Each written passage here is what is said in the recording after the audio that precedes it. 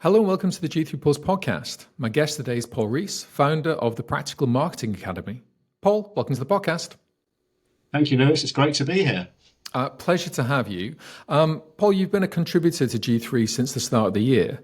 But for anyone unfamiliar with your background in the gaming industry, could you fill in a few of the blanks before we get started?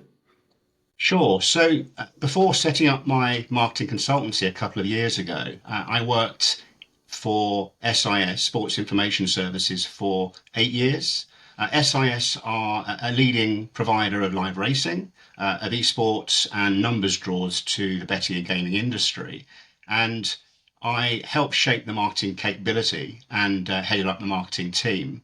And in my time at SIS, we grew from being, a mainly UK focused company to a customer footprint of about 45 countries.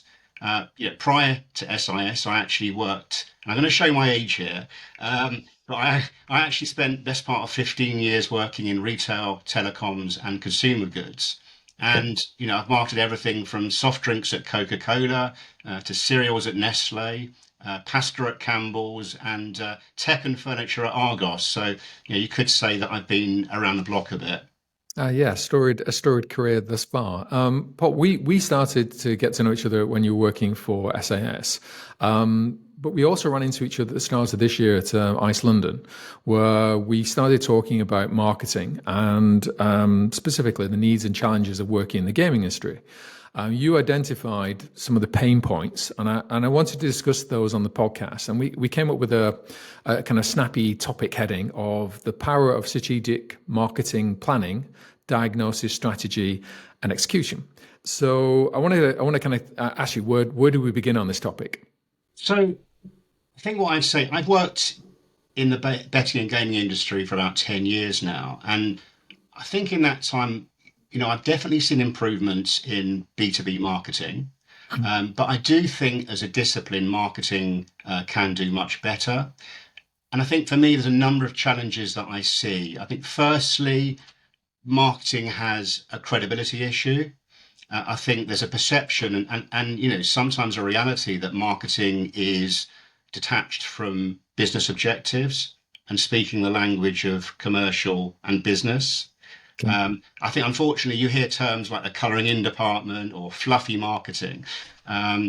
Next, I think there's a challenge around lack of measurement. And I think what I mean by that is that a lot of marketers can sometimes focus on executing the campaign and then moving on to the next campaign without taking a step back and really assessing what the impact's been. It's commonly referred to as plan, do, and review. Right. I think a lot of marketers are good at the doing, the executing the campaigns, and many are good at the planning.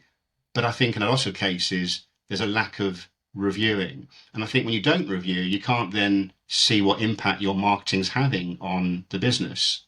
I think the third issue I see is a kind of focus on marketing tactics without a strategy to inform those activities. And, without a marketing strategy, your activities are just fragmented and not really, seeing the results that you want. Okay, so what do you see as the kind of key issues, I guess, / problems with focusing on just marketing tactics without that strategy? You know what? I think it's first worth clarifying what marketing strategy actually is, because, it's a really commonly misused term. A lot of people, and I think the media especially, really refer to anything as marketing strategy. So you'll hear, promotional activities or advertising efforts being called marketing strategy. Well, no, they're marketing tactics. A marketing strategy really should include a number of key elements, such as your target audience. So who are you actually aiming for? Your proposition or offer, your marketing objectives, which ideally should be aligned to business aims, your messaging, and good marketing messaging really should include your customer pains and challenges, what solutions your products and services are offering to help solve those customer pains. and then what the impact is, how it's making their life better. And I think what I see is a lot of companies communicating their benefits, their features, about their products or services, and talking about themselves. Well, the reality is customers don't care uh, about your company or your products and services probably as much as you do. They want to know how you can solve their challenges. So good messaging should convey that.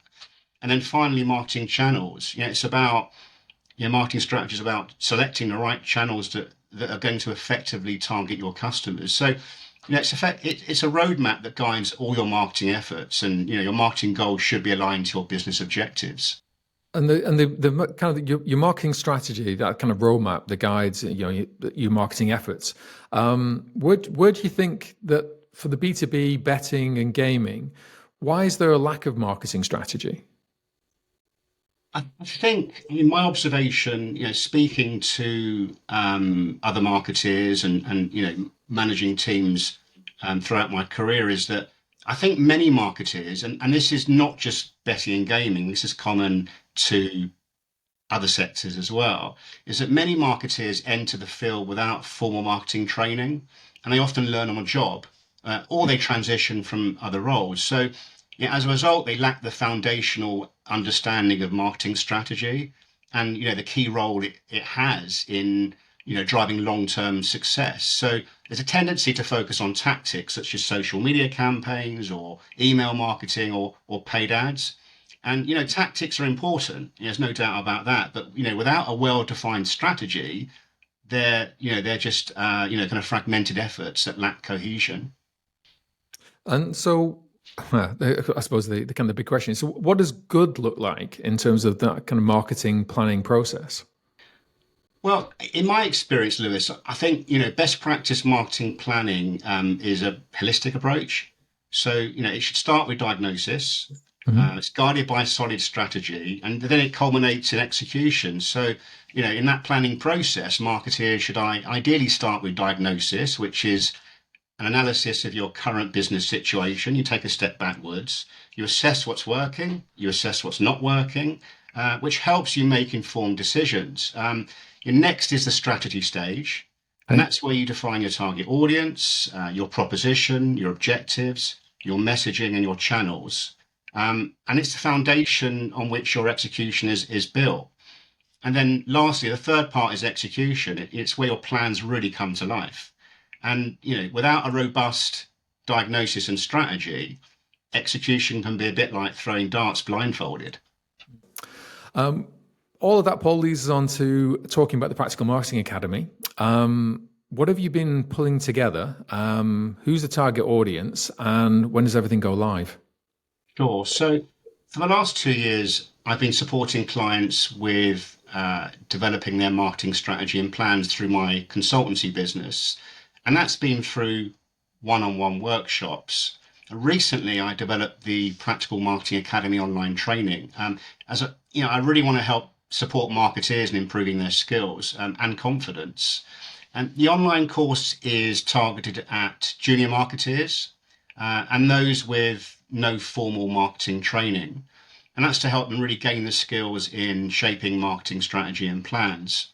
I do recognise that many marketeers in our industry are very busy, juggling lots of activities, and especially with exhibition season upon us now.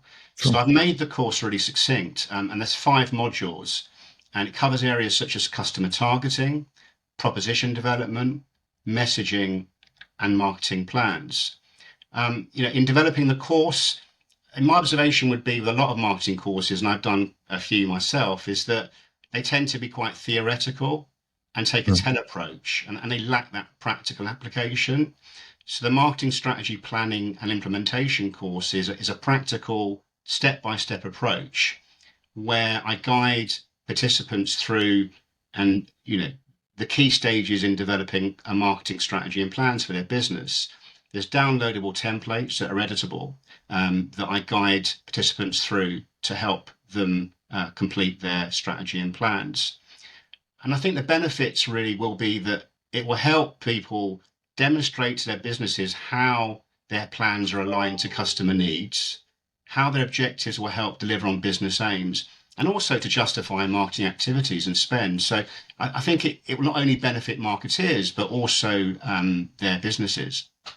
Okay, well, it was great to speak to you at the iShow and start this kind of ball rolling.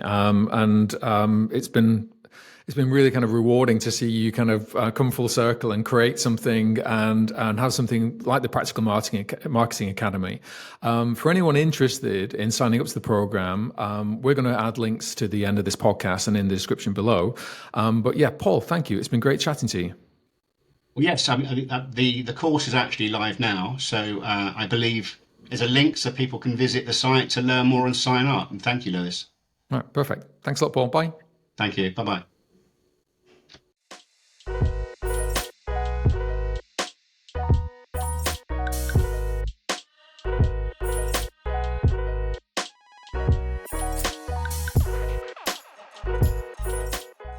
Hope you enjoyed the podcast. If you want to watch more, why not subscribe to our channel? Just click here.